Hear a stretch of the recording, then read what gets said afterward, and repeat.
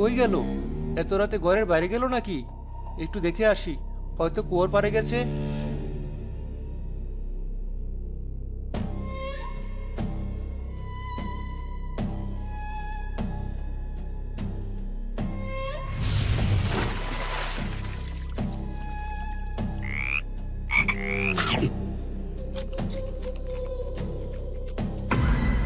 হায় আল্লাহ, এ এ আমি কি দেখছি? এ তো মানুষ নয়, এ কিসের হাত?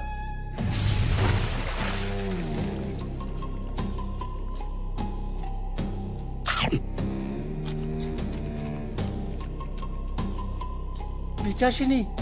এ তো এক ভয়ঙ্কর পিচাসিনী। হাসিম ভাই ঠিকই বলেছিল, আমি এক পিচাসিনীকে বিয়ে করে গড়ে তুলেছি।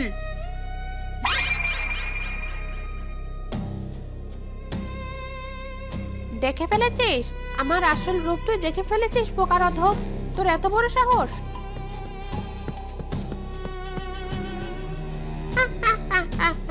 আবার হাত থেকে পালাবি?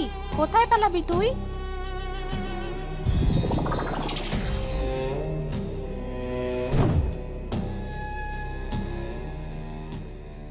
আমার পরিচয় যখন জেনেই গেছিস, তখন তোকে আর জ্যান্ত রাখা চলে না। কিন্তু তোকে আমি একেবারে মারবো না, তাতে কোনো মজা নেই। আমি তোকে জীবন্ত লাশ বানিয়ে রাখবো। তুই সব দেখবি, সব শুনবি, কিন্তু একটা কথাও বলতে পারবি না, একবার নড়তেও পারবি না। পিশাচিনী বিড়বিড় করে কিছু মন্ত্র উচ্চারণ করে কাশিমের মুখের উপর ফু দেয়।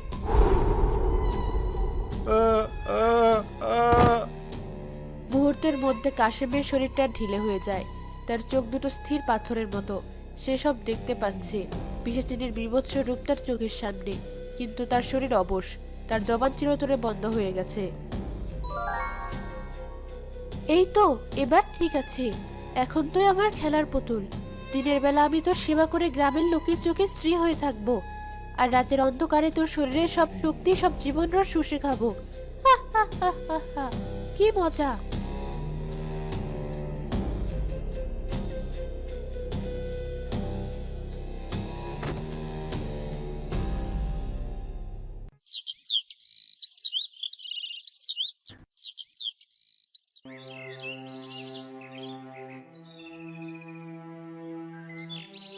ওহরে, ছেলেটার কি দশা হলো!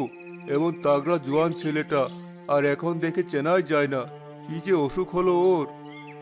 আর বলবেন না চাচা, কত কবিরাজ, কত হাকিম দেখালাম, কেউই রোগ ধরতে পারলো না।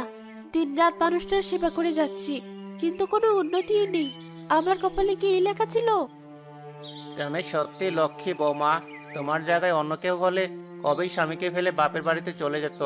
তুমি যেভাবে ওর সেবা করছো, আল্লাহর ফল তোমাকে দেবেন। আপনারা আমার স্বামীর জন্য একটু দোয়া করবেন, উনি যেন তাড়াতাড়ি সুস্থ হয়ে ওঠেন। এছাড়া আমার আর কিছু চাওয়ার নেই।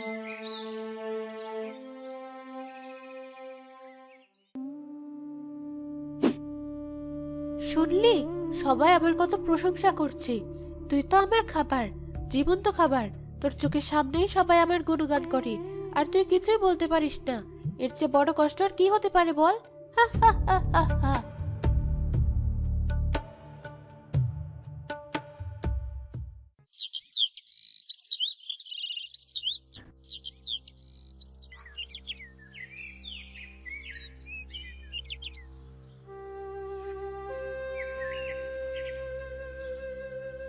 আল্লাহর ওয়াস্তে কেউ আছো বাড়িতে? বড় পথ হেঁটে এসেছি, গলাটা শুকিয়ে কাঠ হয়ে গেছে। এক গ্লাস পানি কি পাওয়া যাবে?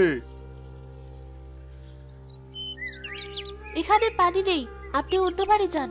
দেখছেন না বাড়িতে রোগী, এখন বিরক্ত করবেন না। বাড়িতে রোগী?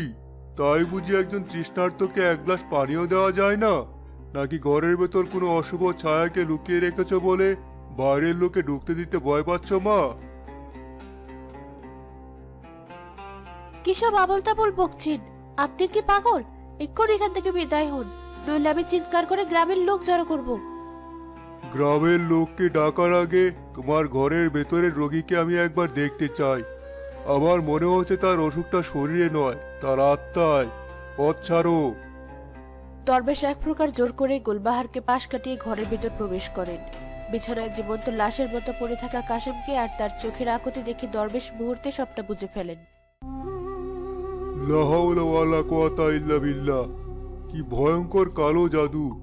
পিচাসিনীর খপ্পরে পড়েছিস তুই বাবা। তোর সব শক্তি চুষে নিচ্ছে ওই মায়াবিনী। কিন্তু চিন্তা করিস না, যার কেউ নেই তার আল্লাহ আছেন, তিনি আমাকে এখানে পাঠিয়েছেন। কে তুই বুড়ো ভাব? এত বড় সাহস তোর! তুই আমার শিকারকে আমার কাছ থেকে কেড়ে নিতে এসেছিস? আমি তোকে চিবিয়ে খাবো। কার শেষ সময় এসেছে সেটা এখনই বোঝা যাবে পিচাসিনী। বিসমিল্লাহির রহমানির রহিম।